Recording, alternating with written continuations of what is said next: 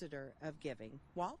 Another ambassador giving, Gary's Heating and Air. Mitchell Stevens with us now. And Mitchell, you have a nice check presentation for us. Yes, I do. I'd like to give $500. It's 2,000 meals. So I just wish everybody else to come out here and just donate more and match us, beat us. I mean, let's really drive this up and get some more food for people. All right, let's go ahead and hand that over to Emily. She's very appreciative. And once again, Gary, Mitchell, it's very important for us to let everybody know that this food drive's not over just because the newscast is over. They've got tomorrow and Sunday in order to bring us some more funding.